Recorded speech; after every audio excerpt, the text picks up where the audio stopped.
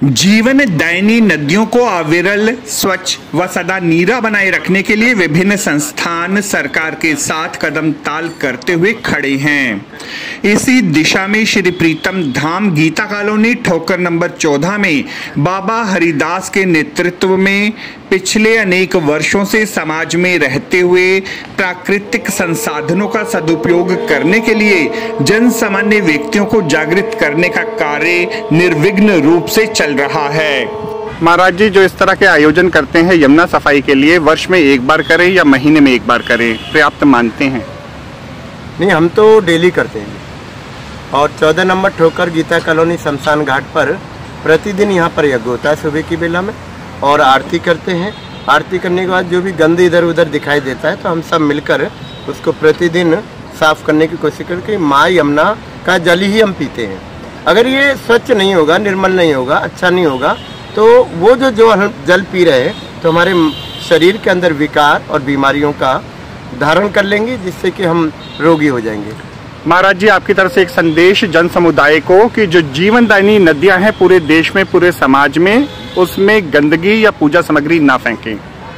देखिए, मैं तो सभी से हाथ जोड़कर विनती करता हूं कि दिल्ली के अंदर 438 नाले गिर रहे हैं। मैं सरकार से भी कह रहा हूं, समाज से भी कह रहा हूं, सरकार की बात सरकार से और समाज की बात समाज से कह रहा हूं। मैं ये कहना चाहता हूं कि जल के बिगर व्यक्ति जीवित नहीं रह सकता, सांस के बिगर, पेड़ पौधों के बिगर जीवित नहीं रह सकता, और हम इन दोनों का ही दोहन कर रहे हैं। तो मेरी प्रार्थना है सभी से कि आप सब मिलकर, यानी मैं भी उसमें शामिल हूँ, कि माँ यमुना को बचाना है, पेड़ पौधों को बचाना है, और ये हम सबका कर्तव्य बनता है। अगर पेड़ पौधे नहीं होंगे तो जीवन नहीं रहेगा, प्राणवायु कमजोर हो जाएगी, और अगर जल भी नहीं होगा तो हम 30 दिन से ज़्यादा नहीं जी पाएंगे, ऐसा मतलब साइंस बोलती है।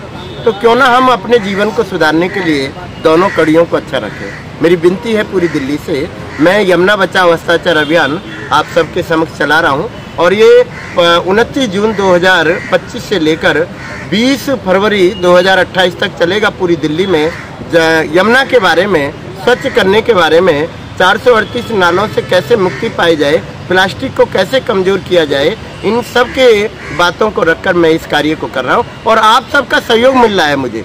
मैं अकेला ही नहीं, कारवां मैंने अकेला चालू किया, और आज बहुत सारे दिल्ली वासी मेरे साथ में हैं, और मुझे खुशी है कि माँ यमुना को बचाने की पीड़ा सभी को है और आगे आ रहे हैं। बहुत धन्यवाद आपका भी, आप चैनल में आए, और ये प्रीतम धाम पर आपके माध्यम से ये बात जन जागरण तक जाएगी। मैं आपका भी हृदय से धन्यवाद करता हूँ।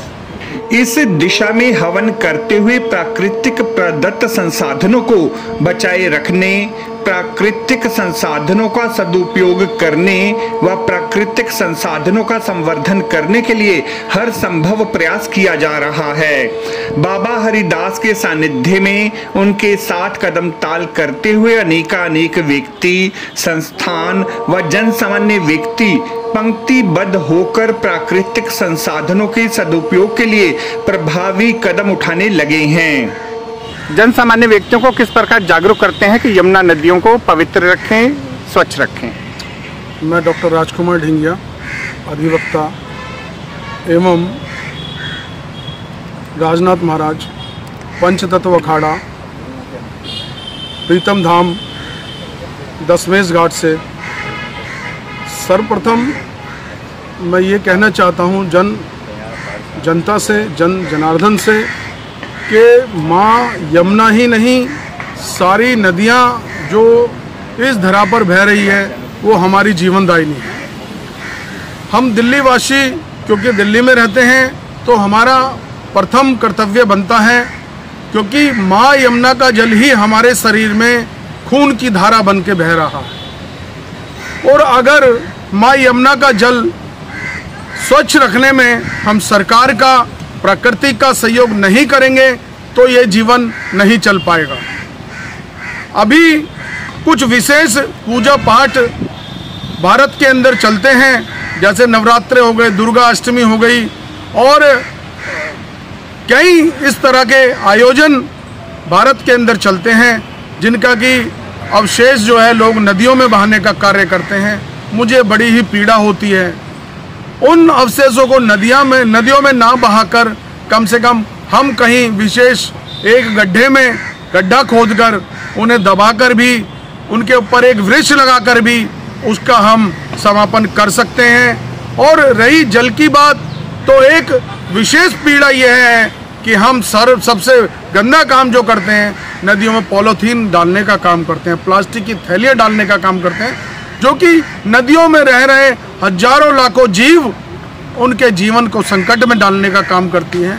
तो मेरी सभी आम जन से प्रार्थना है कि इस कार्य को जितनी जल्दी आप बंद करेंगे तो ये आपके हित की बात है, आपके जीवन की बात है, तमाम उन जीवों की बात है जो इस धरा पर सांस ले रहे हैं। इसलिए ज़्यादा से ज़्यादा वृक्ष लगाइए। माँ यमुना की सफाई आज बाबा हरिदास जी के माध्यम से विशेष रूप से की जा रही है, क्योंकि पिछले 9 दिनों से लोग लगातार यमुना तटों पर आ रहे हैं और यमुना तटों पर ना डालकर माँ यमुना के अंदर प्लास्टिक की थैलियाँ और पूजा पाठ के अवशेष डाले जा रहे हैं। तो उसी पीड़ा को लेकर आज बाबा हरिदास जी ने आप सभी को भी निमंत्रण दिया और दास्ताने इंद्रप्रस्थ विशेष चैनल को भी मैं धन्यवाद करना चाहूँगा और तमाम प्राकृतिक दर्शन और अन्य चैनल यहाँ पर आए हुए हैं। मैं आह्वान करना चाहूँगा आपका कि निरंतर भविष्य में भी बाबा की बात और धाम की बात आप जन जन में पहुँचाने का कार्य करेंगे, ऐसी मेरी अभिलाषा है, मेरी इच्छा है। बोलो यमुना मैया की जय।